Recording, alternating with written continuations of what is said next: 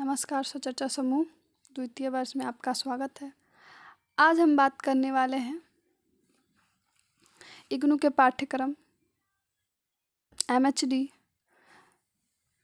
जिसका कोड है MHD 15, उसके उपन्यास राग दरबारी, जिसके लेखक हैं श्रीलाल शुक्ल।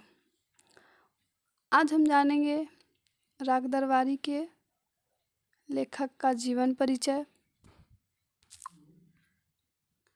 और उपन्यास की प्रस्तावना, जो कि श्रीलाल शुक्ल द्वारा लिखा गया है,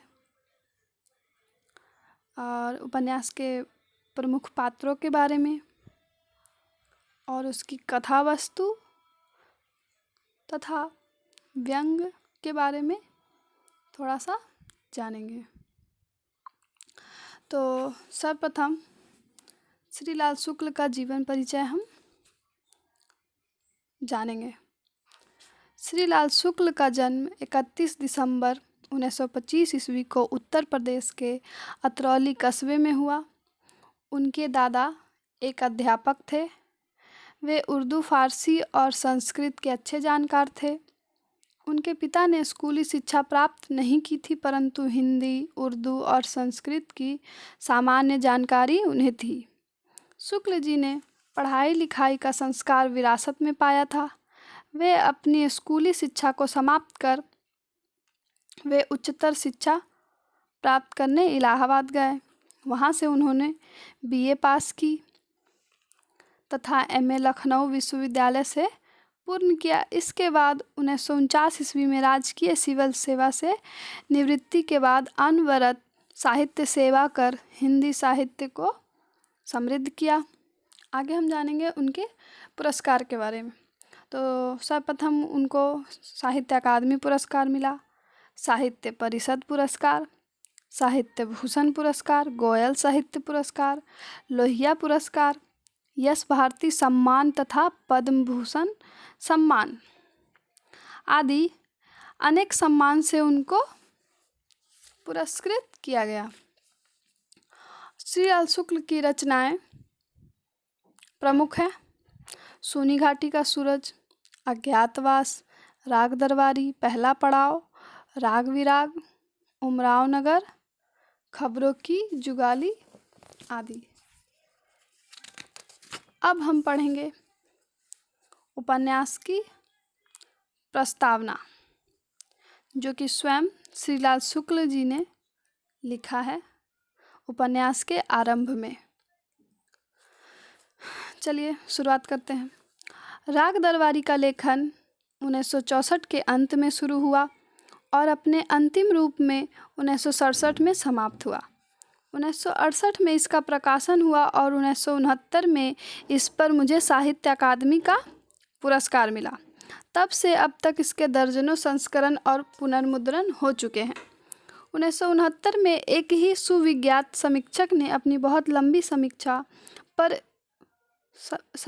इस वाक्य पर समाप्त की: अपठित रह जाना ही इसकी नियति है। दूसरी ओर इसकी अधिकांश समीक्षाएं मेरे लिए अत्यंत उत्साहवर्धक सिद्ध हो रही थी।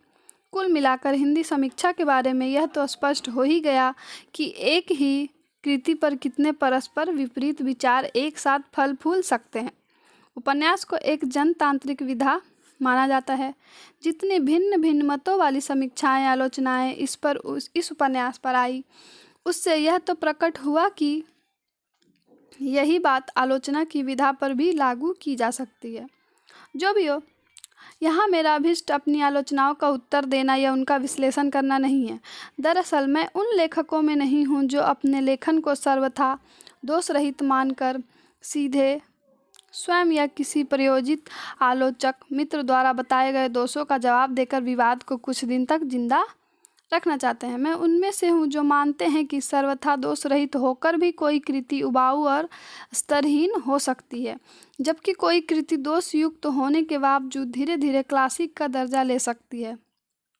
दूसरे, मैं प्रत्येक समीक्षा या आलोचना को जी भरकर पढ़ना चाहता हूँ और खोजता हूँ कि उससे अपनी भावी लेखन के लिए कौन सा सुधारात्मक अनुभव प्राप्त किया जा सकता है।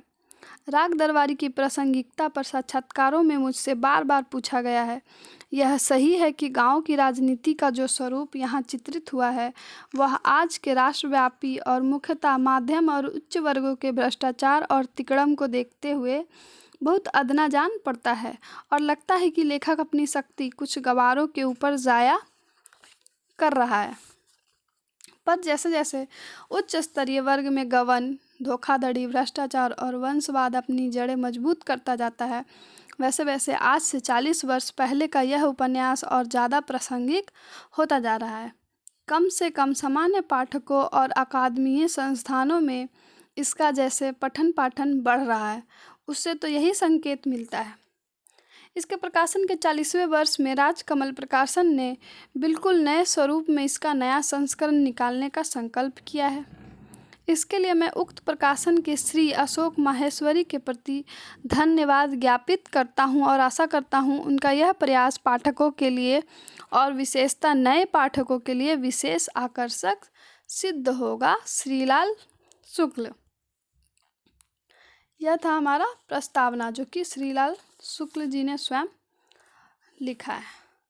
अब हम बात करते हैं इस उपन्यास के प्रमुख पात्र की।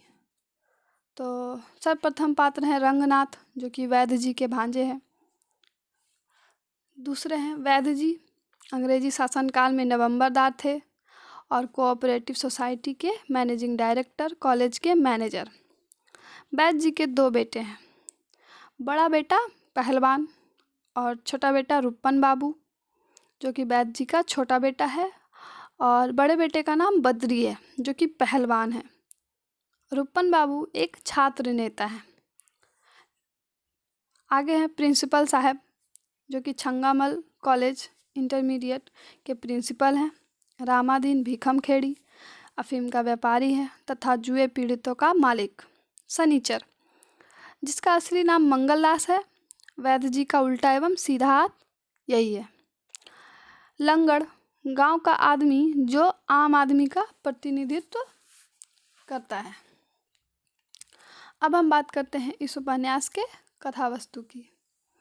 यह उपन्यास एक व्यंग्य से भरपूर साहित्य है, जिसमें स्वतंत्रता के बाद के भारत के गांव के जीवन की मूल्यहीनता को बहुत ही अच्छे तरीके से वास्तविकता के साथ रचा गया है। यह घटना लखनऊ के पास शिवपालगंज की है, जहां जिंदगी और विकास के नारे तो जोरों पर हैं, किंतु कुछ लोग मलाई खा रहे हैं, बाकी के लोग पहले अंग्रेज के शोषण के शिकार थे और अब इनके हैं। शिवपालगंज की पंचायत, कॉलेज की प्रबंधन समिति और कोऑपरेटिव सोसाइटी के केंद्र वैद्य जी हैं, जो राजनीति के मंजे खिलाड़ी हैं और अपना खेल रचाते हैं। यह उपन्यास व्यवस्था की धज्जियां उड़ाता है, शिक्षा व्यवस्था पर करारा व्यंग्य है तथा अंग्रेजी भाषा की लोकप्रियता पर भी चुटकी है। शोध कार्यों को घास खोदना भी व्यंग्य स्वरूप ही कहा गया है तथा पंचायत और सरकारी पैसों को कैसे ढका जाना यह राग दरबारी के पात्र बहुत कुशलतापूर्वक करते हैं। और दरबारी शब्द का अर्थ प्रशासन से लिया गया है। लेखक स्वयं प्रशासन में शीर्ष पर रहकर सबकी कलाई खोलने का काम धैर्यपूर्वक करते हैं। यह हुआ हमारा कथा वस्तु। आगे हम जानेंगे व्यंग्य। तो व्यंग्य साहित्य की ऐसी विधा है जिसमें एक उद्देश्यपूर्ण हास्य होता है, गंभीर बात को हंसी का जामा पहना दिया जाता है, या कहे कि मखमल में लपेटकर जूता मारा जाता है, जिसमें चोट तो लगती है किंतु पलटवार की संभावना कम होती है। यह था हमारा आज का टॉपिक। आज के लिए इतना ही। धन्यवाद।